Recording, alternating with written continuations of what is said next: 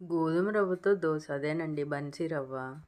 ఒక కప్పు బన్సీ రవ్వ, ఒక కప్పు పెరుగు కలిపేసుకొని ఒక హాఫ్ అన్ అవర్ నానబెట్టుకోవాలి. హాఫ్ అన్ అవర్ నానితే సరిపోతుందండి. కొంచెం పుల్లటి పెరుగు అయితే టేస్టీగా ఉంటుంది. ఇలా హాఫ్ అన్ అవర్ నానిన తర్వాతకి ఇది ఒక మిక్సీ జార్ చేసుకొని మెత్తగా గ్రైండ్ చేసుకోవాలి. దీన్ని కొంచెం వాటర్ వేసుకొని గ్రైండ్ చేసుకుంటే సరిపోతుందండి. చాలా కొద్దిగా వాటర్ వేసుకోవాలి.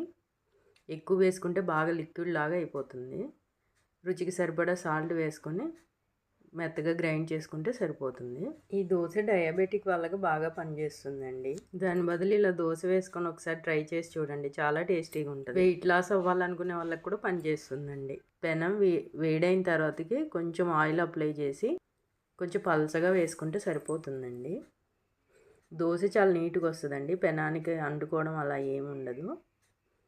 ఇలా రెండు వైపులా కాల్చుకొని తీసేసుకొని ఏదైనా చట్నీతో తింటే చాలా